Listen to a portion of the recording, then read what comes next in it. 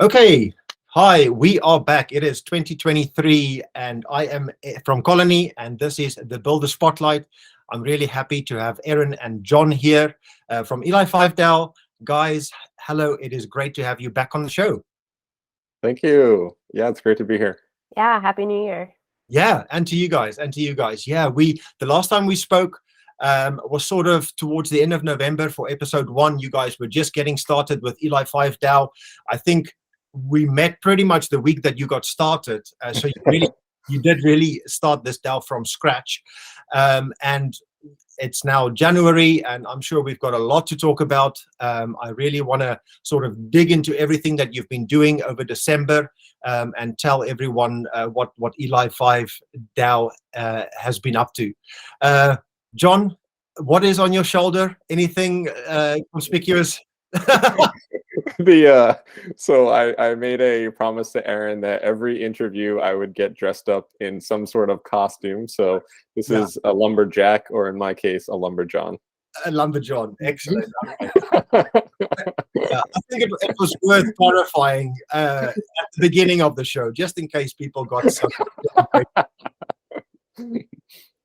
Good stuff. Okay, well, yeah, as always, I want you guys to do most of the talking. Yeah, John or Erin, it's up to you guys. How have you been? What has been going on? Just sort of talk us through everything, and I'll ask you questions as we go along. Yeah, for sure. So we started on November 1st, and that was, I think, our first interview, like you mentioned. And since then, it's been crazy. I know the kind of crypto world is in a bear market, but I feel like we've kind of felt the opposite. We've really, in the DAO, I'll say the DAO market, we've really felt the community coming together. I think since then we've had like almost 80 people join our Discord, and we had a core member, probably of about like 10 or 12 people that are just like core members in there, like just checking every day. And yeah, our first 2 months of testing were November and December. We were testing out Colony, and we're in our last month. So Epoch is 3 months, and right now we're just getting the reviews done for kind of the Colony tool. And I think it was last week Erin started Epoch 2, so that's Samudai, and within 24 hours, 14 of our 18 bounties were taken up, and yeah, it's been crazy. Amazing. That is just awesome. I think for anyone watching this for the first time, if you didn't watch episode 1, go back and watch it, because it will give you a much better understanding about what ELI5 DAO is and how it works. But just at a very high level, either of you two can just sort of just explain again, what is the concept? What is it you're trying to achieve and do? Yeah, so ELI5 stands for Explain It Like I'm 5 years old, and we test DAO tooling and experiment with DAO tooling. So our purpose is to make DAO resources easy to understand, and our mission is to learn through experimentation. So we do our testing in epochs. For our first epoch was to test Colony, and that's just finished. We'll wrap up here at the end of January. And then Epoch 2, which just started, is testing Samudai, which is a brand new DAO platform. And they're still in beta. It's a closed testing, but you can get on the wait list if you're interested, or join in on our testing and get in on the fun. So that's where we're at. But yeah, it's been going really well, and lots of enthusiasm around what we're up to. So it's, we couldn't have asked for a better launch. Okay, awesome. So good to hear. So guys, just talk us through the process of these reviews. Just start at the beginning. Tell me about how you make the bounties available, what the bounties are for, how you break down your work into categories, just the process at a very high level. Yeah, so there are essentially 4 types of reviews that we're doing. The bounties are right now that we're using Charmburst, so all of our documentation is kind of on Charmburst, but the actual management of the DAO and how you govern and make proposals is all in Colony right now. So essentially, the bounties come up and you sign up for one. It's about $10 for a review. It's just like an Amazon review. We call those personal tool reviews. So that's the first type of review. The second type of review is actually like a video review. of it. So we just want to see like, hey, this is how you get onto the platform, and this is kind of like what it looks like. And then we do a third video or a second video, and that's the third type of review, and that's a video overview, just like how I experienced it, and you get to see that visual aspect. So the first review is a personal review. Think of it as an Amazon or Yelp review. And just like for more of the reader type, you can just like read the reviews and kind of get the 5-star rating if you see what people liked and didn't like. If you're more of a visual kind of person, you can actually see somebody using it in those 2 types of video reviews. And then we just have one more, which is like a TLDR, too long didn't read, a summary description of everything that we kind of felt the epoch was. So those are the 4 types of reviews: the personal, the 2 videos, and then a TLDR. And all those bounties can be claimed before an epoch starts on Charmverse. We put it up there. It shows how much you're going to get paid, and then you can just essentially submit to get it. And how we're working this is, let's say you do a personal tour review like the Amazon review or Yelp review. It should only take you 5 or 10 minutes, but essentially we're giving you reputation equivalent to the bounty. So let's say it's a $10 bounty. We're giving you 10 reputation points in Colony, and then you can start making proposals in the Colony. So it's very much a proof of participation type of DAO. So how many do you make available? Like, is it 10, 20, 100? Like, how many reviews per tool? So for, at least for now, for each epoch, there's 18 total. So there's 10 personal tool reviews, 1 TLDR that summarizes the epoch sentiments, the 2 video reviews, and then the rest, they're editing, or like, we're calling them editing, but it's kind of like a quality control. Yeah, quality control, to make sure people aren't just writing like, this is good. We want like more information. So there is an editor for the 10 personal tool reviews. There's an editor for the TLDR. There's a video editor for both videos. And then the last one is the tool project manager. And that's kind of the person that's running the epoch and keeping everybody going.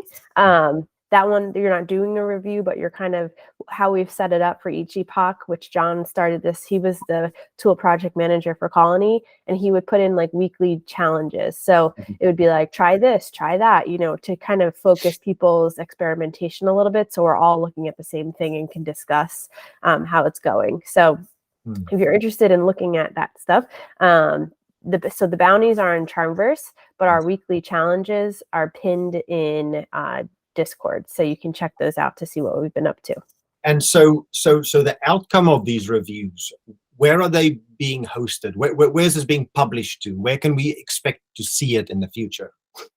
Yeah, so we're hoping that essentially the tools that we test, we obviously want to share them with the teams, because we find all of this stuff, and we want to share it with Colony, we want to share it with Samudai and be like, this is what we experienced, and this is what we are. So we hope to do that. And then right now it's we've had some interest. We're going to list it on the list of DAO tools, which is kind of like associated with us, but it's just going to be for free so everyone can see them. It's not going to be a charge or anything like that. It's more for the community benefit of like, hey, if I want to use Colony, what are the good, the bad, and then what's like the overview on it? And it'll just be up there, and those will be there. But I think we have had interest in companies like getting those reviews, and to me, it provides value. And also, we've had companies reach out to us and almost want like sprint epochs. Like, I'm putting out a new feature in our application, and we want you guys to test it out for like 10 days and then just tell us yes or no, or like, within a week, whether they like it or not. So we've had some interest there too. So yeah. Okay, that's interesting. So yeah, I guess ELI5 DAO is just going to evolve over time. You're sort of getting started, building momentum, and just see how it grows and what it grows into, right? Yeah, that's exactly right. And I think that's part of the exciting thing.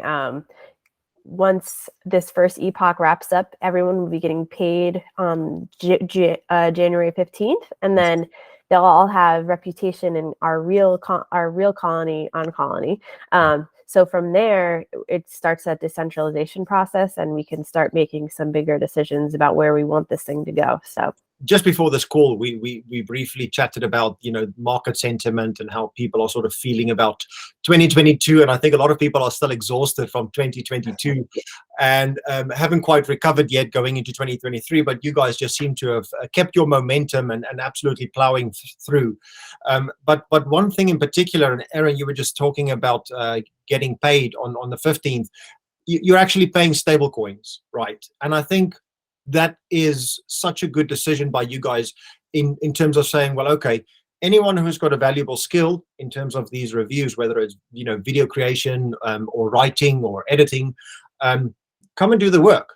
These are the bounties, and you're going to get paid in a stable coin. So you're not going to get paid in a DAO, in the DAO's token, which doesn't have any value at this time. So I think that was a great decision, and probably one of the big reasons why you were able to keep your momentum, because do the work, get paid type of environment where if I have a valuable skill, I can do it and get paid for it. So, and if I don't want to do it, someone else will come and take my place, right? Yeah, for sure. I think Aaron had mentioned it, or we were just talking about, like, we're getting the type of people that are participating in our DAO. They want to learn.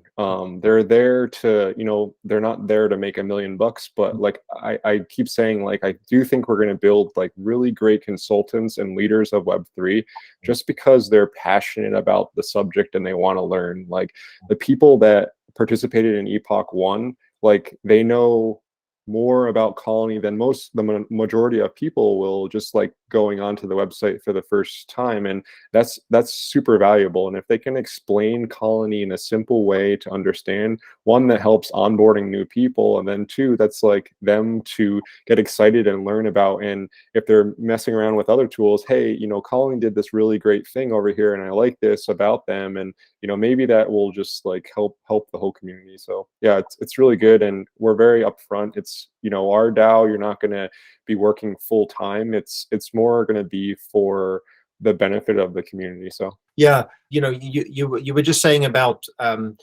learning the different tools. I think in the Web2 space, a tool like Salesforce, they've got the Trailblazers program, which is basically an army of consultants who are amazing at setting up, installing, and managing Salesforce.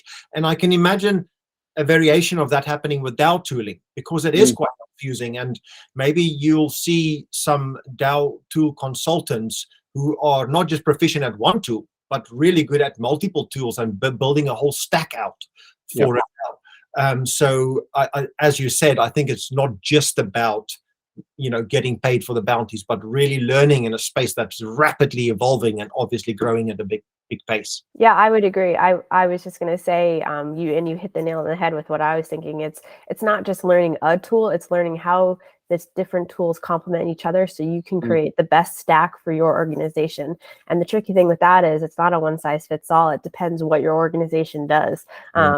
So it's an interesting thing. I'm really curious to see how that piece evolves with our little community, and, you know, see what we can do with that sentiment. So. And obviously, with the way you're running your DAO on Colony, people get paid not just in stablecoin, but also in the equivalent amount of ELI5 token, which gives them reputation, which proves that they've got the competency in that particular skill. Just remind me of the different domains or that you've got structured in your DAO. So the writers are essentially those people that are writing like the Amazon Yelp reviews. We call them personal tool reviews. And then we have kind of like a video team. So it's like a writer, a video, and then I think we have just like an editor team as well. And then there are some other teams that we made more for like just admin and like treasury stuff. It's like, you know, if we need to pay for a tool for funds, we just have a treasury specifically or a team specifically for that money. So. Okay, fine. And that obviously proves the competency in those different teams. So someone who's been doing lots of reviews for many different tools, you don't have to say, hey, I'm really good at this tool. You can go and have a look and check that person's reputation on chain in that domain, and it's public to everyone on a blockchain. So you can't really try and blag your way through it. You can just say, hey, I'm good at XYZ, go and have a look on chain, right? Yeah, for sure. And essentially, like Aaron was talking about, the tool program manager too, that person also is there as I would say, they're there to run the thing, but there's also that accountability piece. Like we had, sometimes life is going to get in the way and people aren't going to be able to submit their bounties specifically on that time. So, we've had to make that decision and make a poll in our Discord to be like, hey, what are we going to do with those bounties that people just had something come up and they can't do? And maybe it's offer it to, people who were still kind of watching, or maybe people didn't have the opportunity to participate. So yeah, there's that in-person accountability piece with a tool program manager, but then you have the reputation piece also in Colony, which is kind of nice. So that's excellent. So I just want to talk about a little bit about the community. What work have you been putting into your community apart from your reviews? Like, are you trying to promote ELI5 on Twitter, and like, how do you keep your community engaged and get them coming to your community calls? Like, what have you been up to? Yeah, great question. So we do have our Twitter page, which we try to be, post at least a couple times a week. And then we have our Discord, which is super active. Me and John are in there every day. So he was the tool project manager for Epoch 1. I'm the tool project manager for Epoch 2. That's a level 3 job. So us and our other founder are the only ones that can do it for now until we get through a couple more epochs. So we're in there every day trying to provide support. Something else that we do that's a little bit different is if somebody enters the Discord, we try just to reach out to them and say, hey, like, how are you? Thanks for being here. Let us know if you have questions, like that kind of thing, to kind of make it a warm and inviting environment. Because I've, been in a million other Discords for different projects, and that doesn't happen a lot. So we try to make it like put that person human level engagement in right from the beginning. What else have we done? We did a Twitter space with Charmverse 2 weeks ago, which was really cool. You can go back and listen to the recording. I think it's on our page, but we just talking all about ELI5, how we're utilizing Charmverse for, to house our materials and the bounties and all of that. Yeah, we've just been trying to be in touch. We've gotten some interesting emails from different companies and people joining our community from different companies that are like interested in possibly having us, test out their tools and things. So it's been pretty organic. Like, we haven't been doing a ton of, outreach or anything, but I think we're getting the word out and our community also is helping spread the word. So it's been really great. I guess, especially during this first epoch, you had a plan, you had to test your plan and just sort of streamline and make sure that it actually, works before you start saying, hey, like, who wants to be next? Just sort of go through the motions of one epoch at the very least. Yeah, it's going to be a gradual. So essentially, we had people participate as on our first call. We kind of have levels. So Aaron was talking about the level 3. So if you come in the DAO and are a new member, you're like a level 1 member, and you can grab the level 1 bounties. And then so we're excited because in Epoch 2 on the 15th, after everyone gets their reputation, they can actually propose that they become level 2, and they're going to have additional bounties that are open. So it kind of like bumps up their level in terms of what they can gain. And yeah, for us, that's super exciting because the people will now have a reputation. They'll be able to claim additional bounties, and then eventually they get to that level 3 and they'll be taking our jobs. That's right. So that they'll be coming after your jobs, which is that's sort of the whole point of this whole DAO, if they keep building up their reputation, and if you guys for whatever reason have to step away, those people with the highest reputation will automatically just sort of be in charge and have the most influence in those decisions, right? So you do not hold the keys to the castle here at all. Yeah, we're trying to get rid of them as soon as we can. Yeah, it's just we talked about this a lot in episode 1, but like we've had that decentralization piece in the forefront the whole time because I feel like it can get lost and get difficult if you don't have it there. And like you said, I think it's going to be really interesting once we get our Epoch 1 reviews published. I'm curious to see like what the reaction will be after that, because we've been talking a lot about that. It's been kind of like this hypothetical process and this is what we're planning to do. But once we actually go through it once and we come out with this end product, what will the response be? I think it'll be positive, but I think we might get a little like that might bolster interest as well, because they can see the end product and the result of what we're working on. Okay, fantastic. That's so good to hear. And your community calls, what's the purpose? What do you talk about on your community calls? So our community calls are Tuesday, that's 3 p.m. Eastern, and essentially we break it down. It's only an hour long, and we break it down into 3 sections. The first 20 minutes is just on DAO specific topics. So we'll essentially pull up Colony and we'll go through the actions, the decisions, and then any kind of decisions that were made on chain we'll just talk about. So like for example, I think this upcoming Tuesday we were upgrading to version 11 of Colony, so we'll mention that like there's a motion out there to upgrade, and then that'll be the first 20 minutes. The second 20 minutes is Epoch specific, so we'll just go into Epoch 1, Epoch 2, and then the last 20 minutes is specifically to help with people onboarding or just miscellaneous items. It is a lot of information to take because you have multiple epochs and stuff, so we just want to make sure we give people time to ask questions. And I think when we were talking about building community before, I think that helps too, because some people may be struggling with, okay, the bounties are in one place, but I'm actually governing on one spot. That's confusing. So that last 20 minutes is there to help with that. And I think that helps, just if you're the tool program manager and just being vulnerable and being like, hey, like there's no bad questions here. We're all here to learn. And I think that just helps with people wanting to stick around. And also feedback and input. Like, what are we doing wrong? Like, what should we do different or better? Yeah, I mean, we've gotten that feedback, even just like little things like, hey, can you post a reminder about the weekly call, like before the weekly call happens? And we're like, good point. What was the other thing I was going to say? Or we've had a lot of like mini rabbit hole discussions down the legal entity route, which we're exploring, or the talking about like merch, because some of us are going to be at like ETH Denver, and what do we want to do, and that kind of stuff. So it's been fun too. It's a good little group, and we, it sounds really serious, but we actually have a lot of fun. Actually, Aaron, you just touched upon that, the legal rabbit hole. I don't know, like without going into too much detail, I see you've got a decision, on-chain decision. Tell us a little bit more about that latest decision, which is about sort of legal entities. Yeah, so we're interested in, we wanted to make sure, I think legal clarification is good as much as that's possible in this space.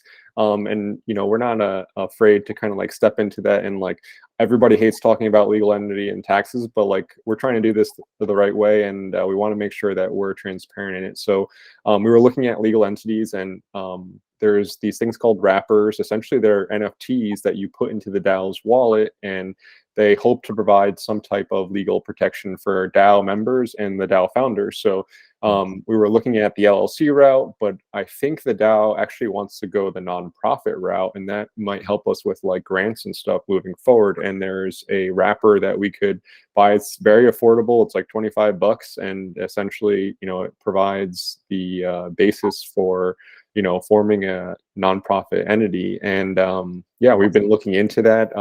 We definitely are like researching a little bit, and we want to make sure that whatever we decide, the DAO is like good with, and then that we move forward in that direction. So I think everyone is now just going to sit and wait to see what you guys do, and then they'll follow suit.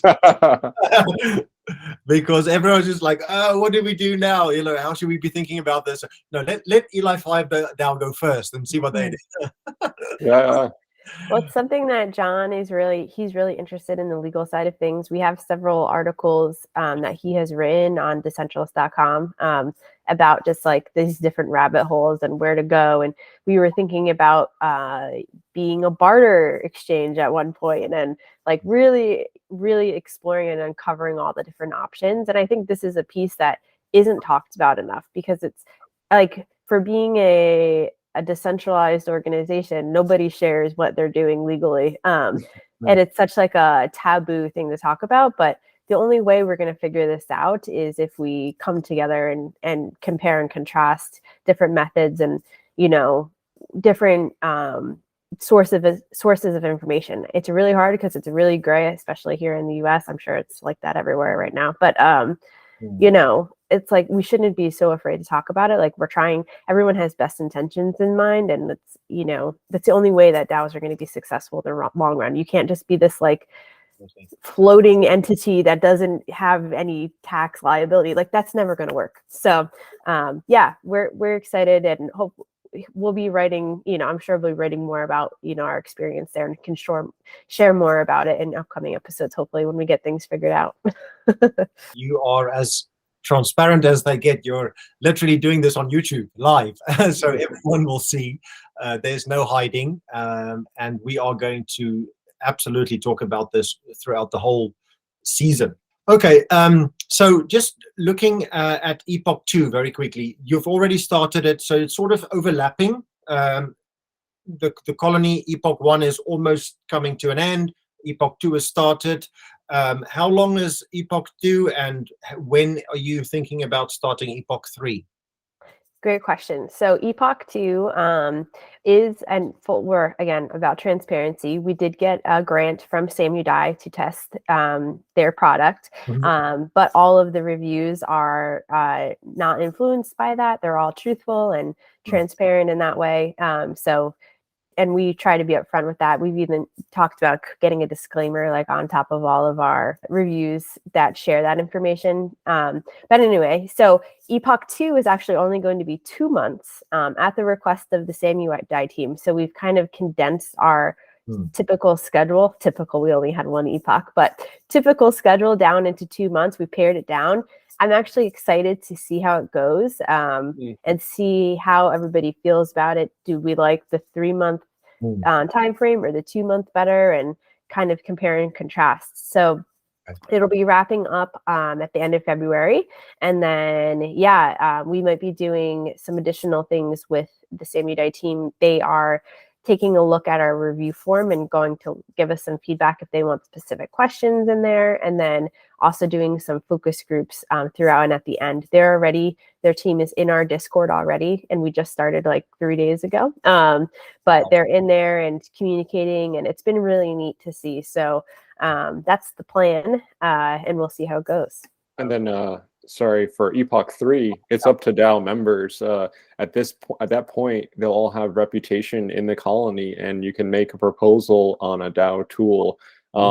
I'm excited. There are some tools out there that I'm super interested in. One of them that I know I'm going to make a proposal, this is going to be transparent, is actually a tool called Common Ground, and it's like a Discord disruptor. So they seem very excited for testing, and like I'm super excited. I took a look at their their program, their application, and it looks really nice. And that's a proposal I'm going to make, but it's really ultimately up to the DAO. If I'm a product or a tool and I'm like, wow, actually I would love to get tested and featured, can they reach out to you guys, or is it down to your community to pick them? No, they can absolutely reach out. I think we're reserving Epoch 3 to be chosen by the DAO members, because we haven't had that yet. First we chose, and then Samudai came in and funded an Epoch, so they got bumped to number 2. Epoch 3 is going to be DAO chosen, DAO voted on. But in the future, yes, they can reach out. We've had a few companies with interest already reach out, and we have our email. You can reach out in our DMs, our Discord, and we'll see what happens.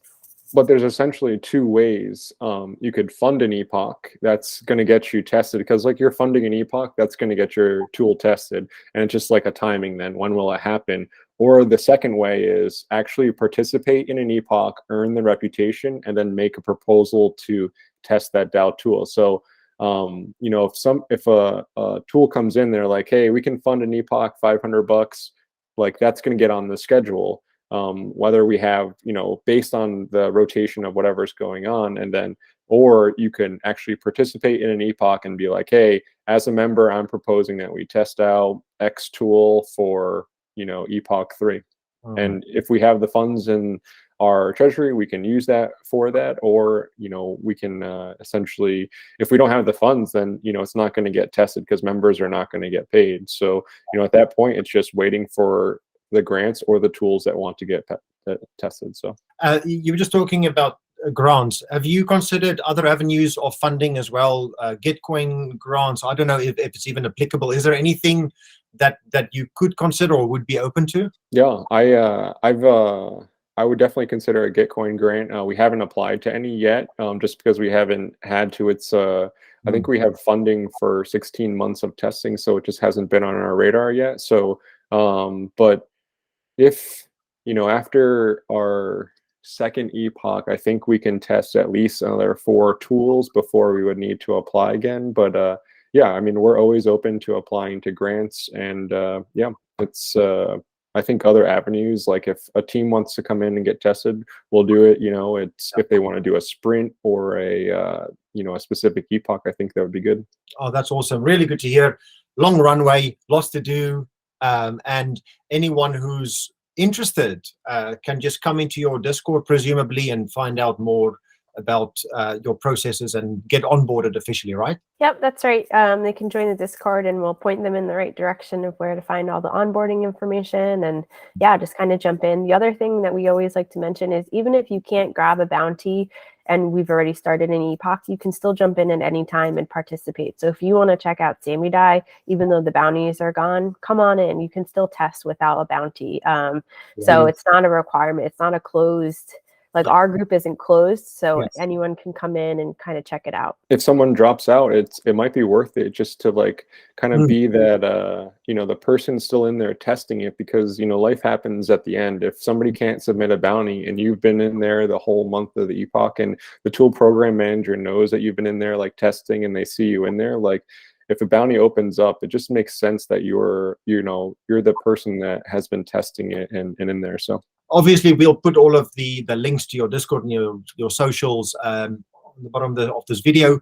Okay, guys. Well, I think that's really it for today. I just wanted to see how you are.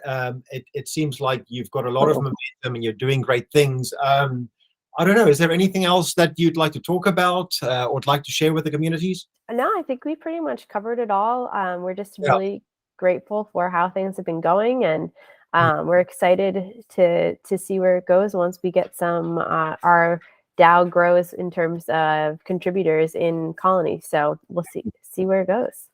Okay, cool. Yeah, well, we'll update everyone on exactly what's been happening, and we'll look at your Colony in the next episode. We'll dive in, see all the payments, look at all the reputation, see who's been doing what, and it's going to be visually, obviously, a lot more understandable when we do so. So I wanted to ask you about your events for the year. What have you got planned in terms of like actual physical in real life events? Where do you and John want to be this year? So we're going to East Denver for sure. We also got tickets for Permissionless in Austin. I think that's in September. Okay, so those are sort of the two events you've got lined up for this year so far. So far, yeah. We're right here now on the East Coast, so we'll probably be at NFT NYC. Oh yes. Probably MCon too. Oh yeah, MCon. We really liked MCon last year. Right, guys. Okay, listen. Best of luck. Thank you very much for your time. All the best with ELI5 and this Epoch 2. I look forward to seeing you for episode 3. And take care and all the best. Okay. Yeah. Thank you. Ciao. Bye bye. Take care. Bye.